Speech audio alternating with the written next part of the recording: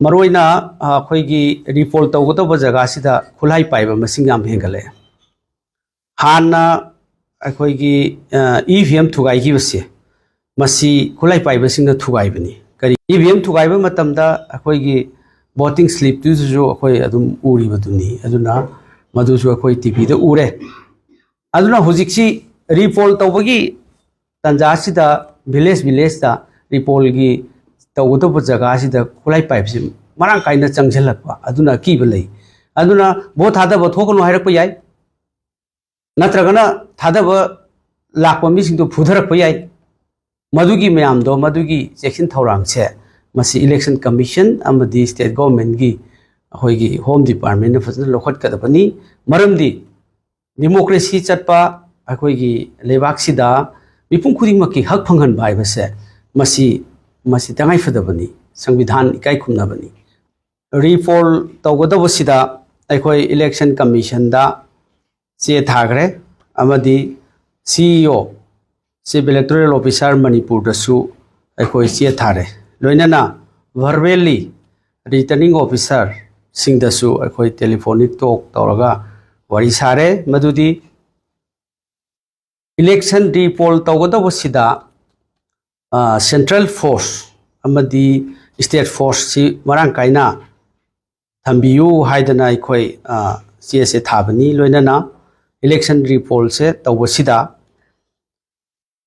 मरोइना उरखुल एसीदा polling station मरीनी अदुगा सिंगाई एसीदा अखोइगी पोलिंग स्टेशन अमनी कारोंग अखोइगी एसीदा अमा पुना तरुक्सी मरोइना मसिदा सेंट्रल फोर्स अमसुंग स्टेट फोर्स सी मरांग काइना थंबिबा अदुगा वीडियो कवरेज फजना पोलिंग स्टेशन रिपोल तौबसिदा वीडियो कवरेज याहनबा लोइनना अखोइगी पोलिंग स्टेशन खुदिमक्ता एग्जीक्यूटिव मैजिस्ट्रेट अममम थंबिबा मसी तंगाई फदब लई मरमदी अखोइगी मसी इंस्टेंटली कईगुंबा थौदोक वाथोकसे थोरप मतमदा एग्जीक्यूटिव मैजिस्ट्रेट अममम थमबदी अखोइगी खुदक्ता ऑर्डर थोकपा खोटपा एक्शन लौनरब खोलरब तौबो ngamgani haina अखोइ खली मरमदुना मॉडल कोड ऑफ कंडक्ट फजना चटननबा मसीगी अखोइना इलेक्शन कमीशन अमसुंग chief electoral officer Manipur returning officer सिंगदा फजना अखोइ अईबसे अमसुंग टेलीफोन दा खंगले मसी मरोइना हौजिक अकीब याम लई मरोइना अखोइगी रिपोल तौगदब जगह सिदा खुलाई पाइब मसिंग याम हेंगले हाना अखोइगी ईवीएम थुगाइगिबसे मसी खुलाई पाइबसिंग थुगाइबनी करिगिनो हाइबदा अखोइगी माना पाम्बा भोट से मागी अखोइगी राइट टू वोट से मागी हक से मसी फजना थादग्रे फजना थादगिबसिदा कांग्रेस दा भोट नमग्रे सिनेब ईवीएम थुगाइब मतमदा अखोइगी वोटिंग स्लिप तुजु अखोइ अदुम उरिबदुनी अदुना मदुजु अखोइ टीवी द उरे अदुना हुजिक्सी रिपोल तौबगी तंजासिदा विलेज दा रिपोल गी तौगदब जगह खुलाई पाइबसे मरांग काइना चंगझलकपा अदुना कीब लई अदुना भोट थादब थोकनु हाइरकप याय नत्रगना थादब लाकपा मिसिंदो फुधरकप याय मदुगी मयामदो मदुगी चेक्सिन थौरांगसे मसी इलेक्शन कमीशन अमदी स्टेट गवर्नमेंट गी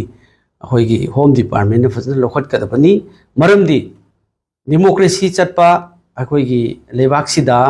मिपुं खुदिमकी हक फंगन बाइबसे मसी तंगाई फदबनी संविधान इकाई खुमनबनी अदो मवांगी सेकेंड फेज दा तौहिबदुजु नुपी सिंगदा डायरेक्ट अखोइगी डायरेक्ट फिजिकल कांटेक्ट तौए मसी मैन हैंडलिंग तौए नुपी सिंगदा डायरेक्ट मखुत पाइरगा चिंग खोटपा भोट कांग्रेस दा भोट थादगनी हाइबसिंगदो मैन हैंडलिंग तौबा अखोइ उरे वीडियो दा अदगी नुपा सिंगदा फुब चैबा उरे अदुना मसी प्रजा सिंगना अमदी यामना अकीब पोए फास्ट फेज तसु मदुगी तौबा नुपी फुबा अंगांग फुबा हन दनोंगै कापसनबा मयाम अमा थोखरे रिपोल तौबियु हाइदना अखोय हाइबसिंदो लोइना तौदे EVM दा काय बखोटपा जगह दो खक तौवे पाक्सना रिगिंग बुट कैप्चरिंग तौबा अखोयना तौबियु हाइबसिंगसे तौदबा अखोय थेंगनरे both in the inner and the outer constituency सिदे अखोय थेंगनरे फजरे मणिपुर की इलेक्शन से इरांग मरक्सिदा इरांग सिगी अवाब लैबने इलेक्शन सिंगी माना माना इलेक्शन से इंडिया की कॉन्स्टिट्यूशन की मतिंगिना इलेक्शन लापसिदा भोट तौरपसिदा प्रजा सिंसे यामना अवाब चैथें हेन्ना अदगी तोंगान तोंगान ग्रुप अमदी सरकार का मसिगी लैरिबा डिपार्टमेंट सिगी होम डिपार्टमेंट की लैरिबा मयाम फेलर लोरे पृथ्वी मफम पुनमक्ता न्यूयॉर्क टाइम्स मणिपुर की पिक्रब स्टेट सिगी इलेक्शन से न्यूयॉर्क टाइम्स ता होय उरे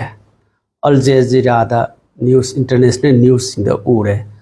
नेशनल की टीवी सिंग ता मणिपुर दा पाक्थोइबा डेमोक्रेटिक अखोई की प्रोसेस से इलेक्शन से डेमोक्रेसी की अचौबा कुमई फेस्टिवल हाइब तारे मसीदा तौरीबसे अंगक्पा मोंगदा नुपी अंगांग अहन खाक्तना यैधबा फुदबा युमदोंग खुदिंगी चलगा थ्रेटन तौबा दैगाक्सिदा थोइबा थौदो वाथोक्सिगा हाइरगदी मसी अमगा अमगा सुमाइना तौबसी यामना तौहनिंगदबा थौदों मयाम थोखरे बुट कैप्चरिंग तौखिबा रिगिंग तौखिबा खोटखिबा मयामना लोइना उबिरबदुनी अना अरोइबदा आइना हाइजनिंगबदी हयेंग रिपोर्ट तौगदबा उखुल डिस्ट्रिक्ट की अमसुंग कारोंगी दा पुन्ना पोलिंग स्टेशन तरुक्सिदा मतिक चाबा मिजर्स लखोटपियो प्रजा की हक फंगहनबियो अखोय पृथ्वी की अमदी अक्रॉस द नेशंस इकाइबा अमदी अखोय की कल्चर अखोय की लैरिबा सिस्टम डिक्टेटर की मौंग अदगी तौरिंग मत तौ मयाम से मसीगी इकाइबसिदा नतना प्रजा पुनमकी हक फंगदबसे नुआइते प्रजा की हक फंगहनबियो होय इलेक्शन कमीशन मसी मिजर्स लखोटपियो स्टेट गवर्नमेंट की लैरिबा मेशनरी सिंग तोान तोान इंस्टीट्यूशन फेल होइबा मयाम लै खांगी इंस्टीट्यूशंस आर फेरलाइज